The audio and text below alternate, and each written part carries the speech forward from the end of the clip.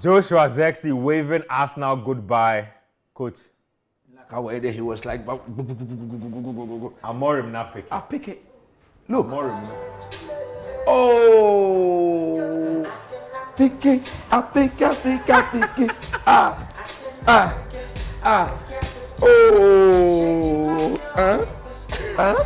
Coach, you have to add Joshua Zexi celebration. You mean the hand wave?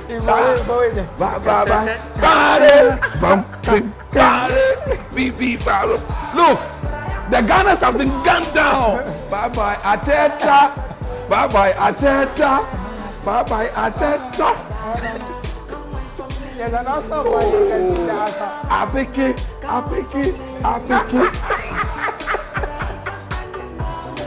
That's just for it. Look, we gunned them down, man, Charlie. Man.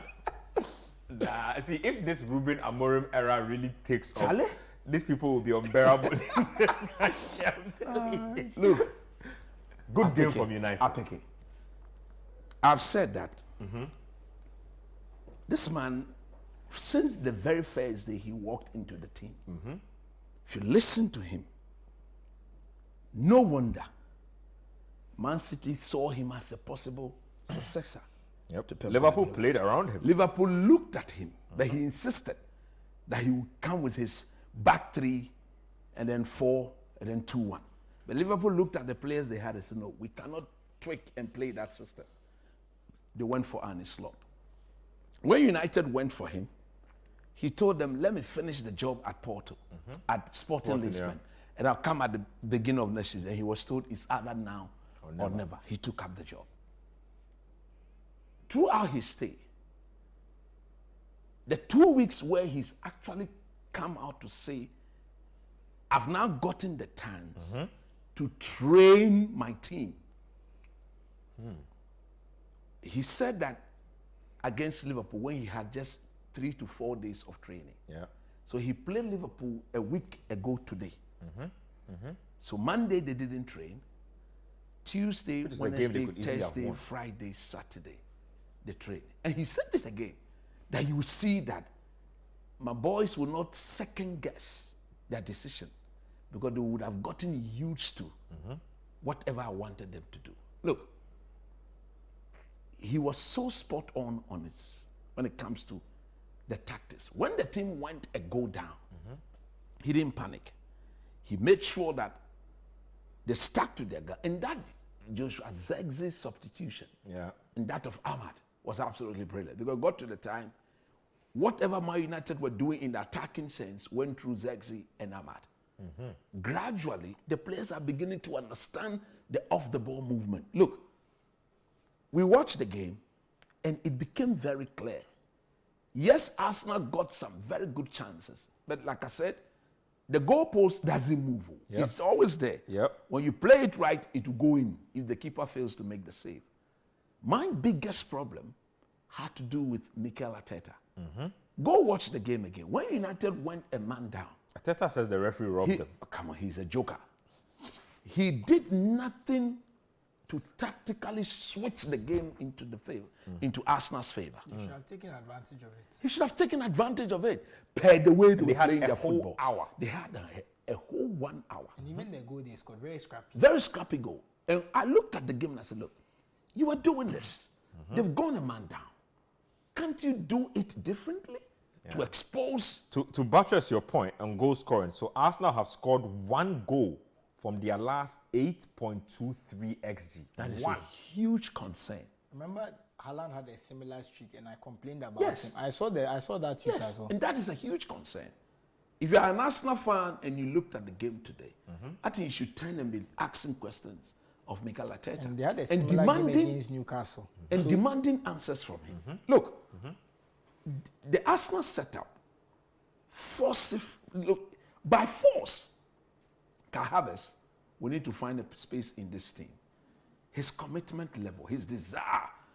I thought that the way they've raised the bar, once United went a man down, they would just go in there and just brush them aside. But they couldn't do that. And if you look at the manner in which they were playing, They come to Martinelli, Raheem Sterling, Martinelli. It became so predictable. Yeah. So anytime they went wide, United just line up in the back five. You throw the ball in there, it is repelled.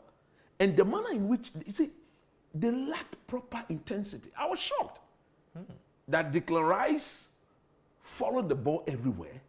Instead of him, you see, there are times where let's stretch them. Let's position a very good striker of the ball in front of the arc. You tease them left, right, left, then you just set him up. He comes, he whacks it, and it's in the back of the net.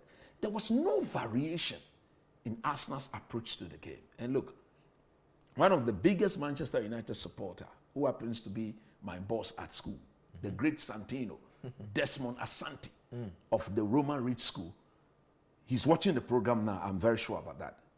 He said that this Man United coach is in for true business. Bozu, Apeke. The moves that you saw was dedicated to my boss. The great Santino. The great Santino of the Roman Reed School. The great Santino, Desmond Asante. Amorim, Apeke. Thanks a lot for helping me with the dance. Oh, anytime. I didn't expect him to do that. No, he gave you a little a little move, but then look, they've been gummed down. The Gunners. Yeah, I was thinking that you should add it,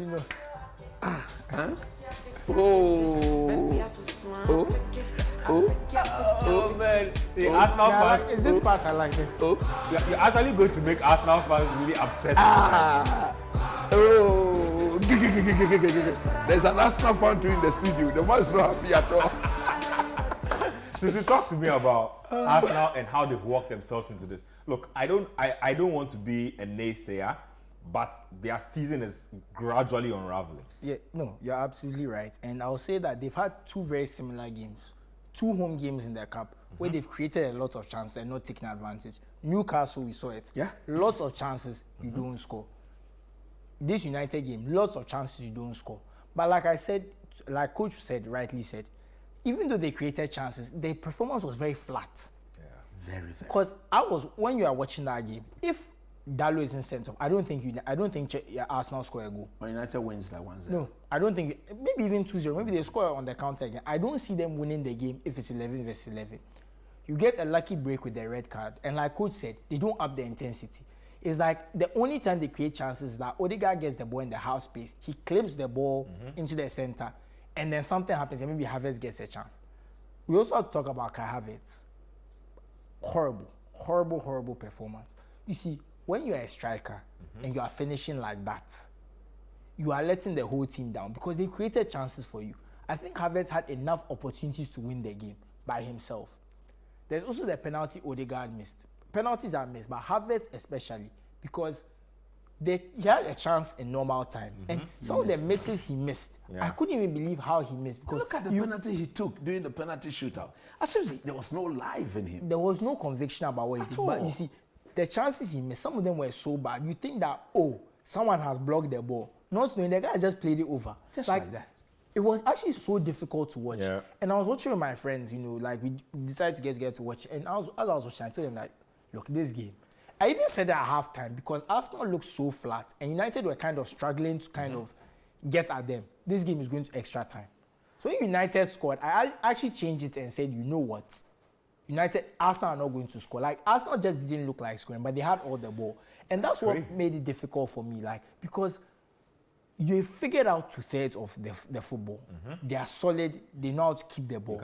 But then when they get into the final third, there's a problem. And when there's no Saka, it's even worse. I was just about to come to that. How much of this is on his injury? Because when he's there, he's creating, he's scoring, he's doing everything dangerous for them. Now he's not. Well, that's on the coach, in my opinion. Because at a certain point, you can't make your team a one-man show. At all. And we've complained especially when you've been there for this long. This was his Arteta's fourth. Isn't it 5 years? No, he came around. Remember, they won the FA Cup COVID time. Yeah. So that's 2020, 2021. That means he started probably late 2019. No, he started before that. He started late 2019 because they sacked Emery at the beginning of that. Early in that. So he started somewhere in 2019. Yes. Wow. Yes. So he's been there for a while. He won the FA Cup in his first season. This is 6 seasons. And that is what gave him the credibility to continue going, despite finishing 8th twice. And for me, that's on him because if you think about it, the only consistent attacker he has is one who came from the academy. He's not managed to buy a consistent attacker. Who has he bought? Trossard, Kai Havertz, Gabriel Jesus. Yep. Those are the Then attackers. Havertz. Paid for all of them. I forgot, he also bought Willian. Yes. And Willian came and did nothing. So we have to ask questions about his recruitment in this situation, because for me, I like Arsenal. I thought that they would win the league this season. I was convinced of it. But Arteta has taken a step back as a manager. He's lost, for me, and the reason I'm saying that is he's become overly cautious. Right now, it's like every game is like, and Henry said this as well, it's like they are playing not to lose. They are not playing to win. Yeah, they are not stamping that authority. True. So when it's 1-0, it's like they are not ready to take the initiative to make it 2. They That are was happy. clear against Brighton. When they took the lead, tactically he just withdrew. They are happy to be 1-0 and control the game. But 1-0, as they say, 1-0 is not 1-0 is a 1-goal lead. Is anybody's And we game. saw it in their first Brighton game at the Emirates. They were leading 1-0. And that one, it's not that they were not going for it too. But the red card happened. Within 5-10 minutes, they concede. So 1-0 leads are just not such. We saw it against the City in the City game. That one, they had a red card. So you can even forgive him for playing the way they played. That's not about 2-3 Yeah. with when they played against Brighton. At Brighton, they took the lead in the first half. And they just did The not. moment they came in the second half, you remember we're doing the thing. But why has Arteta immediately pushed the They've whole been team poor. So backwards? from Everton, Brighton, But you see, Newcastle. they couldn't break Everton down. Yep. But you see, and a game like this is where your recruitment becomes an issue, because if you had bought a better striker than Kai Havertz, that striker scores those goals. So that's why it comes back to Arteta. I think when you're the manager, when things go right, it's you. When it goes wrong, it's also you. And when the issue is so specific to your recruitment, Then because that's an issue. why did you buy Mikel Merino instead of a striker, for example? You can ask questions. Why did you buy Calafiori Because instead you of a have striker? Partey, you have Declan Rice, you have Jorginho. You can argue that maybe Partey's fitness meant that, okay, Mikel Moreno. But you're thinking, why would you buy Calafiori? Because Tomiyasu is there. Maybe, okay, Tomiyasu's fitness. But a lot of those players, you bought them. Right now, the whole squad is basically players you've bought. So This is your if- team. It's your team. So every failure of these players It's on is you. a failure on you at this point. So I think Arteta is a very good coach. I'm not going to sit here and say he's a bad coach. I'm not going to sit here and say he's not good enough for Arsenal. But things need to change, because at this point, look, I think his biggest problem has been the way he's carried himself in between games, and the manner in which. How so? How so? No, you see, there were times where his demeanor on the touchline. he was too active, too active. emotional. You've always complained about I've this. always complained about this. This season, I've not seen too much. He's of calmed that. down, but you see- he's calmed down a but you bit. see, right but now- rather, he's gotten the team to play differently. The Arsenal football we saw from last season, It's not the same. It's not the same. Even the first season that they kind of, Yeah. if you remember the First one season when he Gabriel was- Jesus first Yeah. joined, Yeah. and then Saliba got injured, and then And then they blew the title. Holden had to come in, and it's like they basically conceded 12 goals in their last 6 games. Meanwhile, they had conceded 30 goals, like 20 something goals before, you know, that kind of thing. So we said, okay, Saliba got injured, blah blah blah. We gave them the benefits of the doubt. You go into next season, Martinelli forgets how to score, so it's like your attack is hindered. You finish within 4 points of City, but even now you're looking at it. Would they finish within 4 points of Liverpool? I don't think so. Which is why it feels like they're regressing. How many So times have we not said that they need an out and out number Right. 9? Yeah. I've said it. And the truth about Kai Havertz is he didn't buy Kai Havertz to play in strike. That's a number 9. He bought him to play In in fact, he's been midfield. literally he's been moving Havertz all over the Just pitch, to find trying the to roof. figure out where to actually play him. And at this point, I'm asking myself, is Kai Havertz worth the trouble? Because he has some games where he scores and things, but the way I see Kai Havertz, when the team plays well, he Yeah, will play he well. plays well. But if you I are was saying in a this. situation where the team feels flat, you need a goal, you need not someone your to guy. do something special, he's not going to perform. And if you are putting so much faith in a player like that, I don't think you win titles. No, you can't. put faith in players that when When things are bad, they can and grab that their is team why by the Bukayo neck. Saka is the guy. But when he's not there, you don't see it. And even Odegaard now, it looks like And he's getting He's the shouldering too malaise. much The responsibility. malaise of the team seems to be affecting him And this Saka issue, Arteta is the cause. because he doesn't rest him. He played, never in rested. fact, he played He him played him back-to-back back-to-back. seasons without missing a single league game. And we kept saying it. I kept saying it here. That's criminal. Look, you have to be careful. What? Nobody kicked him. He just put a But you hamstring. know, the only- and he's going to be out The for only thing that almost 90 days. the only thing that's lucky about Saka is that he's not a player who relies on his pace. Yes. So his hamstring going will not affect his game too much because his game is about his intelligence, Yeah, decision stuff like that. making. He's not a player who bursting past players. He's not a like explosive player. Yeah. So even if his hamstring is never the same and he loses some explosive power, he'll still be a top player. Yeah. That's the only saving grace. Because if he was an explosive player, he might have finished his career. Mikel Arteta, this is a very difficult time for Arsenal Football Club. Let's move it on and go to Spain briefly. Let's go to Atletico Madrid. They were up against Osasuna. They won that game by a goal to nil. Let's get the highlights of that game.